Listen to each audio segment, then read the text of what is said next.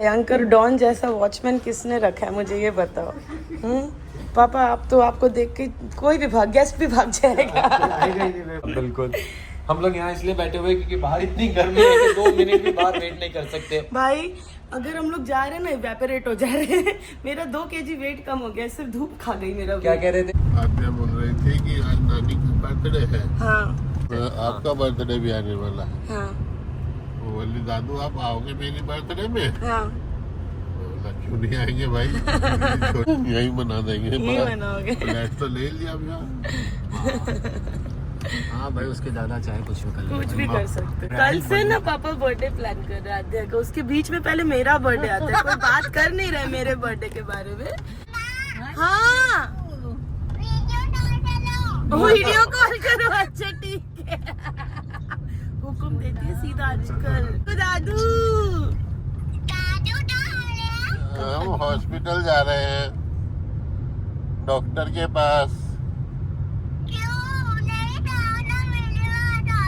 बस आ जाए। हाँ बेटे जल्दी आएंगे।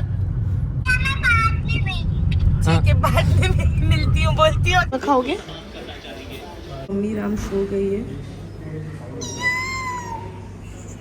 सोई नहीं हूँ मैं। झूठ झूठ देखो। झूठ झूठ झूठ। मम्मी एकदम आँख दिखाना था। पूरा प्रूफ ले लेती हो। ये पापा का डायलिसिस ख़त्म हो गया है, पापा आ रहे हैं वापस। और ये पापा की व्हीलचेयर को कुछ लोचा हो गया। परेशान होते हैं पापा, इस प्रोसेस में दर्द होती है उनको यहाँ पे बहुत।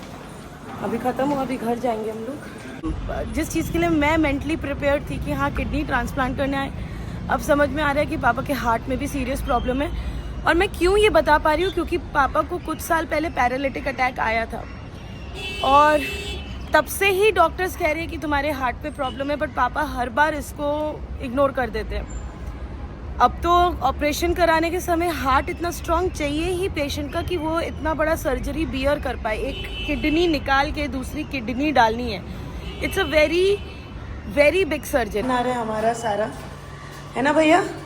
अभी बड़ा सोफ़ा आ रहा है। हाँ और एक सोफ़ा आ चुका है यहाँ पे, ये छोटा वाला।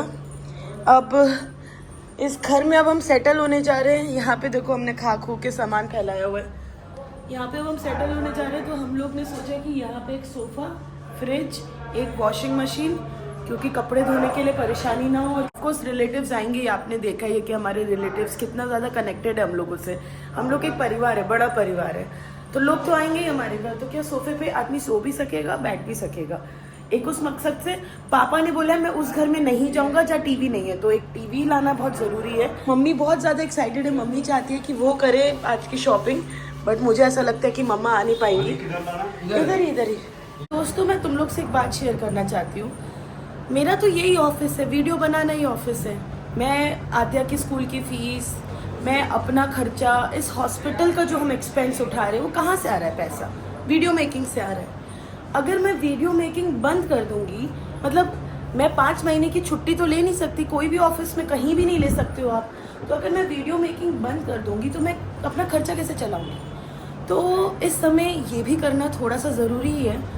उतना ज़्यादा नहीं इसके ऊपर ध्यान दे पा रही हूँ मैं, क्योंकि अटेंशन पापा के ऊपर है, बट ये भी बहुत इम्पॉर्टेंट पार्ट है मेरे लाइफ का। ये मेरा बिजनेस है, ये मेरा काम है, इसको मैं 5-6 महीने के लिए छोड़ नहीं सकती हूँ चीज़। ओह तुम लोगों को ये तो बताना ही भूल गया, आज मेरे पापा आ रहे हैं। मेरे पापा आ रहे हैं हमें मॉरल सपोर्ट देने के लिए और भाग दौड़ करने के लिए। हम कुछ ऐसी जगह विजिट करने वाले हैं जो काफ़ी ऊंची पहुंच के लोग हैं, और वहाँ पे हम अपना मेडिकल केस डिस्कस करने वाले हैं, सो दैट यहाँ के डॉक्टर्स भी ना थोड़ा सीरियसली लें और हमारे साथ कोई घपला ना हो। तो ये इसी बीच में पापा भी आ गए। देखो पापा पहुँच गए होटल, ख़त्म हम लोग का। तो हम अभी तक अपनी डेस्टिनेशन चले ही जा रहे हैं। अब यहाँ तक आके ऑटो लेने का तो कोई मतलब बनता नहीं है। अब तो हमने 80% रास्ता पैदल चल लिया है। ये देखो मूलचंद के वहाँ पहुँच गए, देख रहे हो हम लोग कितना चले हैं भाई, गजब चले हैं भाई। हम तुम लोग ही दिखाते हैं, मेरे घड़ी में सारा टास्क मेरा आजकल पूरा हो जा रहा है, सब एक्टिविटी बैंड वैंड सब पूरा हो जा रहा है मेरा। इतना हम मेहनत पे लगे हुए हैं आजकल। वहाँ पे पापा खड़े हुए हैं और तुषार भागा, मैं भी भाग रही हूँ, मैं आ रही हूँ भाई। मैं मेरी आवाज सुनाई दे गई आपको? क्या आपने इनको मेरे पॉडकास्ट में देखा होगा? Mister Vivek Kapila is back guys. पापा सॉरी आपके लिए कुछ ला नहीं पाए हम लोग। अरे वाह। सुने आप किचन का सामान 21,000 का ट्रेन से लेके जाओगे? आपका तो ऑपरेशन हुआ होगा, तो ट्रेन कौन चलाएगा? नहीं, वो दूसरा ऑप्शन चुनो। कुकी मामा 40-50 हजार का पेट्रोल लगा के यहाँ पे आएंगे, 21,000 का सामान लाके 40-50 हजार का पेट्रोल लेके फिर जाएंगे। निकिता आपकी बंदी जिससे आपने सब डिस्कस किया।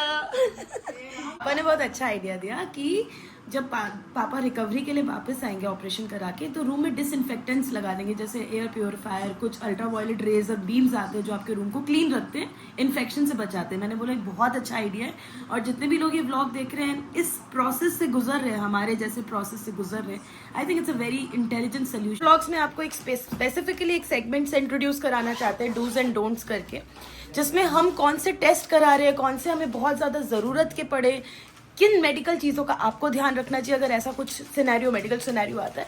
तो वो सेगमेंट प्लीज़ स्किप मत करना, अपने नियर एंड डियर वालों को भेजना।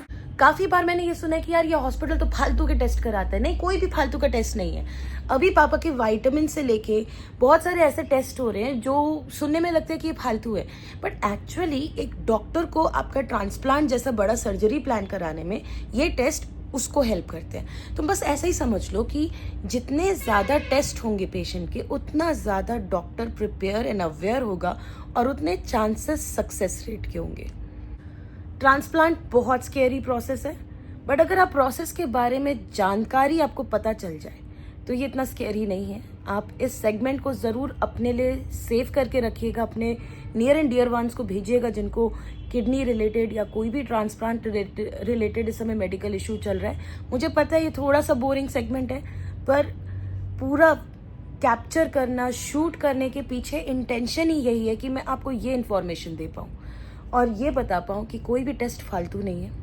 महंगा है किडनी ट्रांसप्लांट, पर अगर आप किडनी ट्रांसप्लांट करा रहे हो तो जितना ज़्यादा इन्वेस्टिगेशन होगा आपके बॉडी का, आपके डोनर के बॉडी का, आपके रिसिपेंट के बॉडी का, उतना ही ज़्यादा सेफ ट्रांसप्लांट करने का प्रोबेबिलिटी रहेगा। और दूसरे क्वेश्चन का आंसर देना चाहती हूँ जो बहुत सारे लोगों ने बोला है, मैक्स अच्छा हॉस्पिटल नहीं है। मैं मैक्स हॉस्पिटल नहीं आई हूँ, मैं आई हूँ डॉक्टर अनंत कुमार के पास, जो इंडिया के टॉप रोबोटिक सर्जन है और किडनी ट्रांसप्लांट के 5,000 से भी ज़्यादा कॉम्प्लिकेटेड केसेस, HIV केसेस, पता नहीं क्या क्या केसेस वो सॉल्व कर चुके हैं, नेशनल अवार्ड विनर है। इनका प्रोफाइल देखा हमने, और जब हमें पता चला ये मैक्स साकेत में बैठते तो हमने मैक्स साकेत को ऑप्ट किया। We have come here for doctor Anant, not for max.